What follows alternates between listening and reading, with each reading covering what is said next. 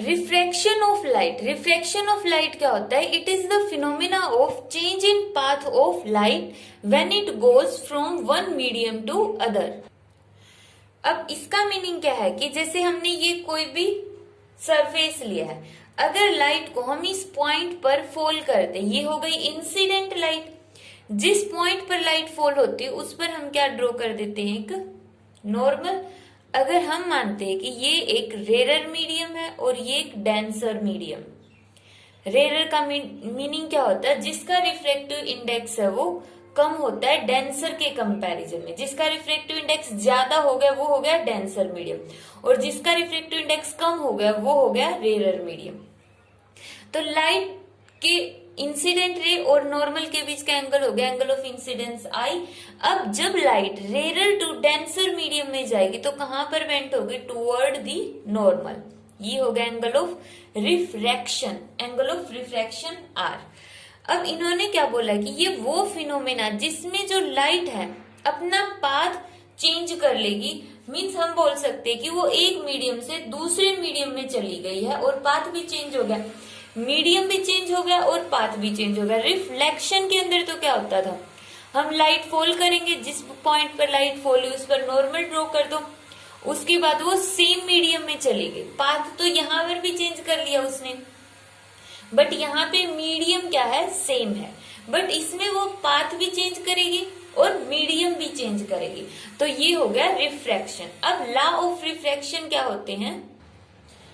Law of reflection में first law है whenever light goes from one medium to another the frequency and phase of light do not change, however the velocity of light and wavelength of light change. इन्होंने ये बोला है कि जैसे हमें पता है रिफ्रैक्शन के अंदर हम क्या करते हैं? पाथ के साथ साथ हम मीडियम को भी चेंज कर रहे हैं। पाथ के साथ साथ यहाँ पे क्या हो गया? मीडियम को भी हमने चेंज कर लिया।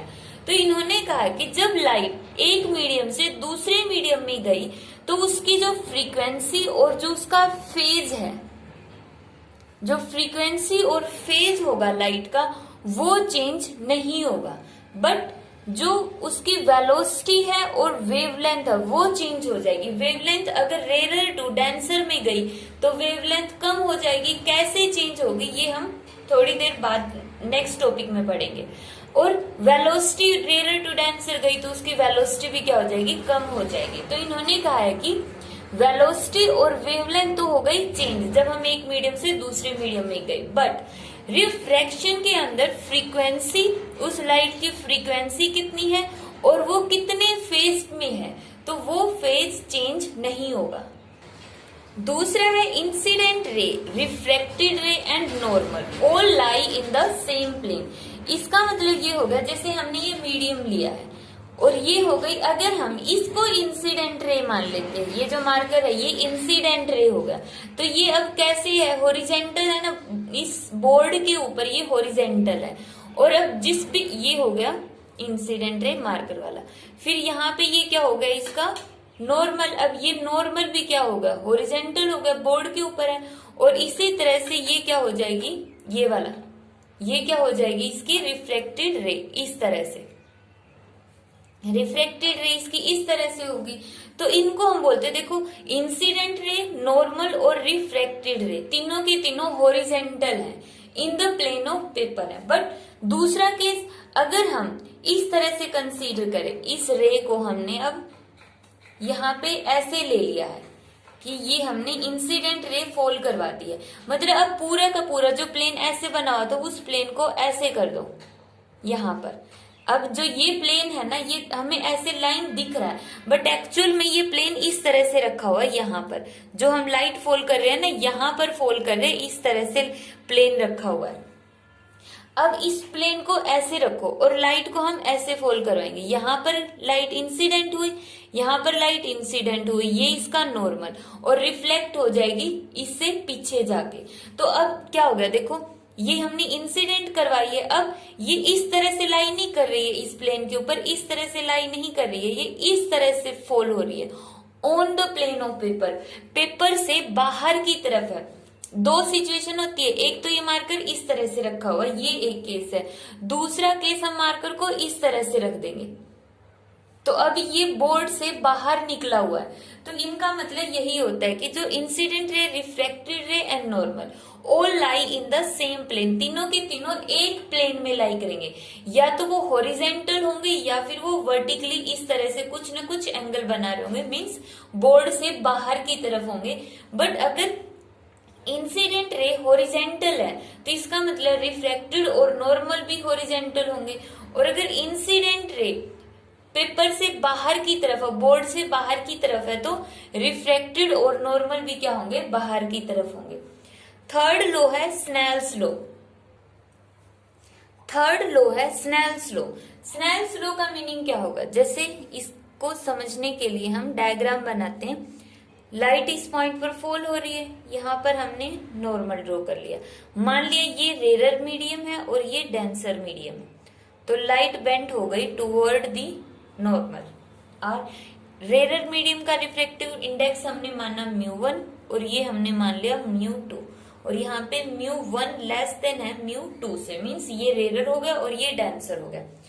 अब हमने ये जो पॉइंट इसको मान लिया O, तो हमें O पॉइंट पर स्नेल्स लॉ लगाना है। स्नेल्स लॉ कहाँ पर लगाएंगे हम, O पॉइंट पर। कैसे लगाएंगे, तो स्नेल्स लॉ लगाने के लिए हम क्या करते हैं, इस पॉइंट से एक बार ऊपर वाला मीडियम कंसीडर कर लो। ये जो पॉइंट है इस पॉइंट से ऊपर वाला मीडियम लो, इसमें क्या है μ1 रिफ्रैक्टिव इंडेक्स है, मल्टीप्लाई करते हैं हम साइन से। साइन एंगल कौन सा है, आई, साइन आई। अब इसका ये किसके इक्वल होगा, अब इस पॉइंट से नीचे वाला मीडियम देखो, नीचे वाले मीडियम का रिफ्रैक्टिव इंडेक्स कितना होता है μ2, और एंगल कितना, मल्टीप्लाई बाई साइन आर। ये होता है स्नेल्स लॉ।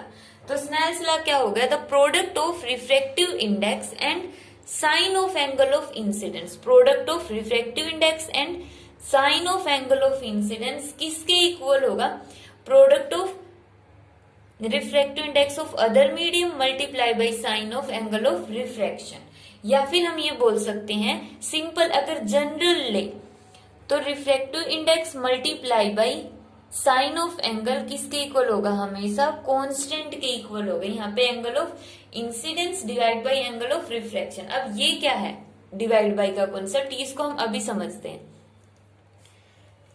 यहाँ पे जो रेयर मीडियम है उसकी वैल्यू कितनी है, यहाँ पे μ1,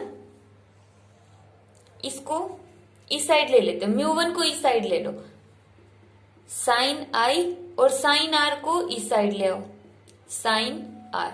इस साइड क्या बच गया μ2, और μ1 को यहां पर ले जाओ μ1। तो ये किसके इक्वल होगा, refractive index of second with respect to first. जो हम ऊपर लिखते हैं ना μ2, उसको हम लिखेंगे μ2 और नीचे वाली टर्म ऊपर। ठीक है, ये इसको लिखने का वे है। Refractive index of 2 with respect to first. कैसे पढ़ेंगे इसको, refractive index of 2 with respect to first. For example अगर हम इसको पढ़ने लगे तो क्या बोलेंगे, refractive index of medium 3 with respect to 2, और लिखेंगे कैसे μ3 डिवाइड बाई μ2। अब इसको थोड़ा सा सिंपल बनाते हैं। मान लेते हैं कि जो रेयर मीडियम है उसका रिफ्रैक्टिव इंडेक्स है 1 और जो डेंसर मीडियम है उसका रिफ्रैक्टिव इंडेक्स है म्यू।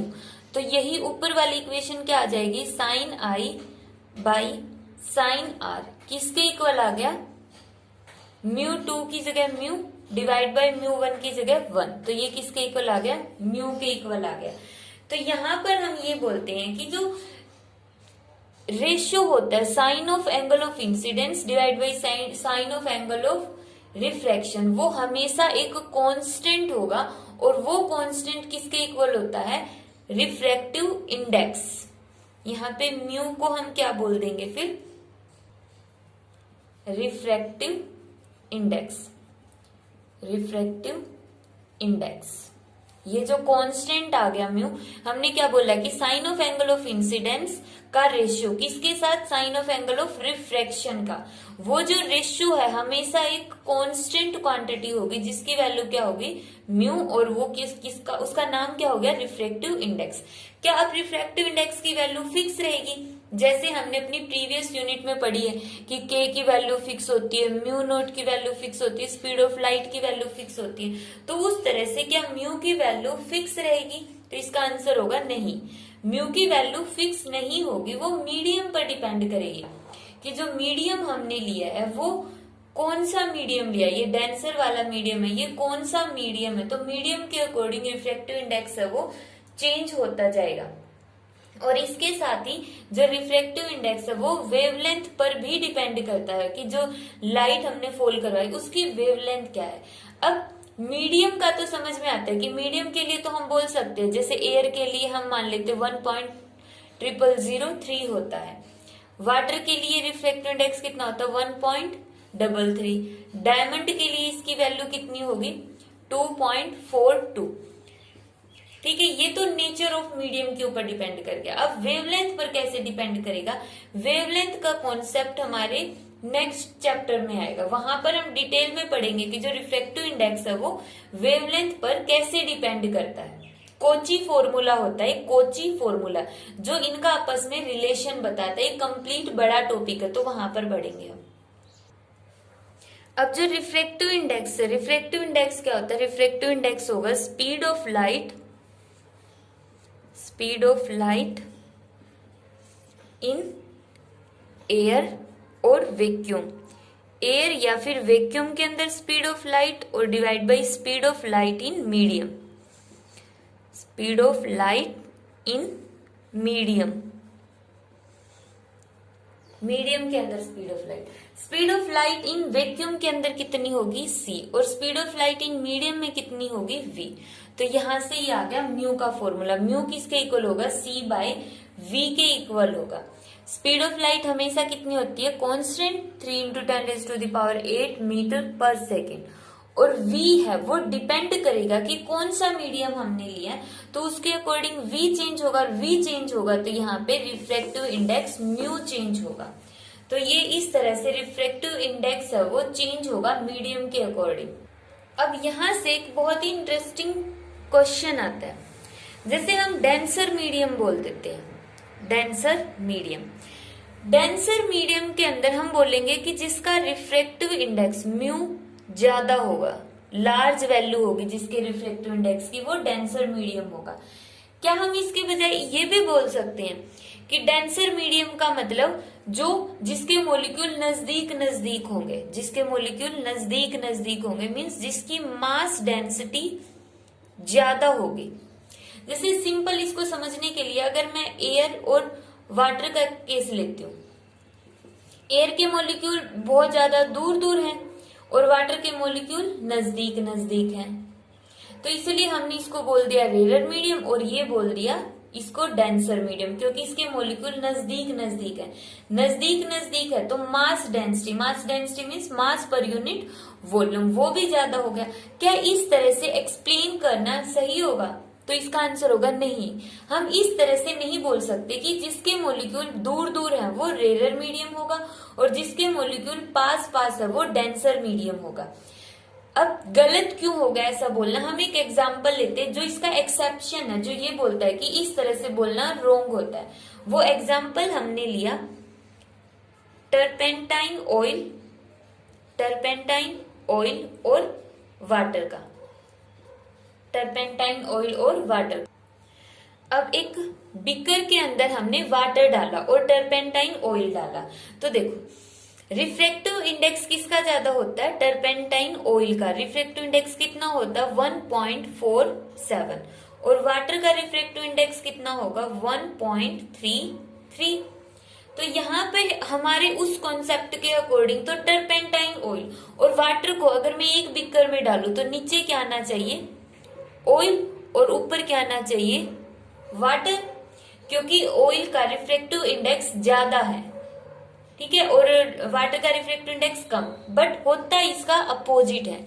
जैसे ही हमने बिकर में डाला नीचे आएगा वाटर और उसके ऊपर होगा ऑयल, क्योंकि जो ऑयल की मास डेंसिटी है वो कम होती है वाटर के कंपैरिजन में, मास पर यूनिट वॉल्यूम इसका कम होता है, मीन्स इसके मॉलिक्यूल वाटर के कंपैरिजन में दूर है। वाटर के मॉलिक्यूल नजदीक है और इसके मॉलिक्यूल दूर है, तो इसलिए हम बोलेंगे कि इसकी मास डेंसिटी कम है। मास डेंसिटी कम है तो ये वाटर के ऊपर फ्लोट करेगा, बट ऑप्टिकल डेंसिटी इसकी ज्यादा है। जो रिफ्रैक्टिव इंडेक्स है उसका दूसरा नाम होता है ऑप्टिकल डेंसिटी। ऑप्टिकल डेंसिटी, हमने बोला कि ऑयल का मास डेंसिटी कम है। ये जो ऑयल हमने लिया है इसकी मास डेंसिटी कम है। मास डेंसिटी क्या होगी, इसकी लो होगी।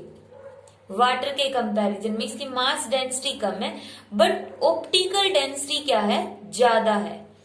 यहां पर देखो, इसकी ऑप्टिकल डेंसिटी 1.33 और इसकी ऑप्टिकल डेंसिटी 1.47।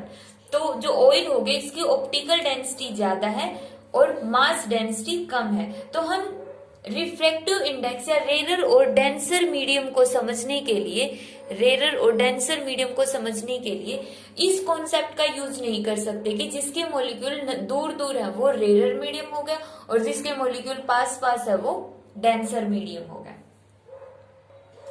तो अब हम देखते कि रिफ्रैक्शन का कोज क्या है। जो हमने रिफ्रैक्शन पढ़ा कि जब लाइट रेरर मीडियम से डेंसर मीडियम में जाती तो टुवर्ड द नॉर्मल बेंट हो गई, और अगर डेंसर टू रेरर जाएगी तो away from the normal bent हो जाएगी। तो इसका कोज क्या होगा, इसको समझने के लिए हम कंसीडर करते हैं पहला केस, जब लाइट जाती है from rarer to denser, rarer to denser medium में लाइट जा रही है। तो उस केस में हम वही स्नेल्स लॉ अप्लाई करेंगे। यहाँ पे मान ले इसका रिफ्रैक्टिव इंडेक्स μ1 है, μ2 है, यहाँ पे एंगल I हो गया, यहाँ पे एंगल R हो गया। तो क्या फॉर्मूला बना था हमारा, sine I divide by sine R is equal to μ2 divide by μ1, ये फॉर्मूला था। और रिफ्रैक्टिव इंडेक्स का फॉर्मूला क्या होता है, C बाई V, और μ2 है तो C बाई V2, क्योंकि स्पीड ऑफ लाइट तो सेम ही रहेगी इसलिए हम इसको चेंज नहीं करेंगे। तो C बाई V1 μ1 का। अब डिवाइड करो दोनों को, जब μ2 की वैल्यू हम कितनी पुट करेंगे, C बाई V2, और डिवाइड में क्या होगा, C बाई V1। तो यहां से क्या आएगा, C बाई V2, ये वाली टर्म है ये पलट जाएगी, कितनी होगी V1 बाई C, C से C कैंसल। तो यहाँ पे sine I divide by sine R किसके इक्वल आ गया, V1 बाई V2। ठीक है, अब यहाँ पे जो V1 है वो V1 स्पीड कहाँ पर है, यहाँ पर रेरर मीडियम में, और V2 स्पीड कहाँ पर है, डेंसर मीडियम में। तो हमें पता है डेंसर मीडियम में क्या होगा, लाइट की स्पीड कम होती है। डेंसर मीडियम में, डेंस मीडियम में जब भी लाइट जाएगी उसकी स्पीड क्या होगी, कम होगी। क्यों कम होगी, देखो डेंसर मीडियम का इतना तो हमें पता है कि डेंसर मीडियम का रिफ्रैक्टिव इंडेक्स हमेशा ज्यादा होगा। रिफ्रैक्टिव इंडेक्स ज्यादा होगा उसका, तो इसका मतलब स्पीड क्या होगी, कम, क्योंकि ये डिनोमिनेटर में ना मैथ्स यूज कर लिया। अगर ये वेलोसिटी कम है, डिनोमिनेटर कम है, तो टर्म क्या हो जाती है, बड़ी हो जाती है। तो यहाँ पे हमने बोल दिया डेंसर मीडियम का रिफ्रैक्टिव इंडेक्स ज्यादा होता है, इसलिए वहां पे उसकी वेलोसिटी क्या होगी, लाइट की स्पीड क्या हो गई, कम हो गई। तो यहाँ पर हमें पता है डेंसर मीडियम में स्पीड है V2 की वैल्यू कम है V1 के कंपैरिजन में। V2 अगर V1 से कम है तो यहाँ पे हम क्या बोलेंगे कि साइन I है वो ग्रेटर है साइन R से। क्यों, क्योंकि देखो न्यूमरेटर वाली टर्म V1 बड़ी है ना, अगर ये बड़ी है तो इसका मतलब ये भी बड़ी है। V2 स्मॉल है तो ये भी स्मॉल है, क्योंकि दोनों इक्वल तो तभी होगी ना, अगर इस साइड में 3/4 लूंगी तो इस साइड भी क्या होगा, 3/4। इसके कंपैरिजन में अगर यहाँ पर 3 स्मॉल है तो इसके कंपैरिजन में यहाँ पर भी 3 स्मॉल होना पड़ेगा 3 को। तो यहाँ पर हमने वही बोला है कि अगर V क्या होगा, V1 की वैल्यू अगर बड़ी हो गई तो साइन I भी बड़ा हो गया। दोनों साइड साइन इनवर्स से मल्टीप्लाई कर दो, क्या आ गया, I greater than R। Means जब light rarer to denser medium में जाएगी तो कहां पर बेंड होगी, toward the normal. Means R की वैल्यू कम हो जाएगी I के कंपैरिजन में। यहाँ के कंपैरिजन में यहाँ पे एंगल स्मॉल होगा, मीन्स लाइट बेंड होगी toward the normal. Second case में हमने लिया कि जो लाइट है वो डेंसर टू रेरर जा रही है। यहां से लाइट फॉल हुई, नीचे वाला मीडियम रेरर है तो लाइट को जाना तो चाहिए था ऐसे, बट वो जाएगी ऐसे, अवे फ्रॉम द नॉर्मल, दूर चली गई। ये हो गया R और ये हो गया आई। तो जब भी लाइट डेंसर मीडियम से रेरर मीडियम में जाएगी तो वो दूर जाएगी अवे फ्रॉम द नॉर्मल। क्यों? क्योंकि यहाँ पर देखो रेरर मीडियम का हमने वही रिफ्रैक्टिव इंडेक्स म्यू2 माना और डेंसर मीडियम का जो फर्स्ट मीडियम है उसका हमने मान लिया रिफ्रैक्टिव इंडेक्स म्यू1। तो अब यहाँ पे स्पीड v2 है और यहाँ पे स्पीड v1 है, तो डेंसर मीडियम में स्पीड v1 कम होगी v2 के कंपैरिजन में। अब v1 स्पीड कम हो गई, यहाँ पे स्पीड कम है, v1 स्पीड कम है, तो इसका मतलब साइन आई है वो लेस देन है साइन आर से, तो आई लेस देन हो गया आर से, मीन्स आर की वैल्यू आई से बड़ी होगी, आर बड़ा होगा आई से। तो ये है इसका कोज कि रिफ्रैक्शन का कोज क्या होता है, लाइट के अंदर जो रिफ्रैक्शन आता है वो किस वजह से आता है, ड्यू टू रिफ्रैक्टिव इंडेक्स की वजह से। जो लाइट की स्पीड है, मीडियम चेंज करते ही लाइट की स्पीड भी चेंज हो जाती है, इसलिए उसमें रिफ्रैक्शन आता है।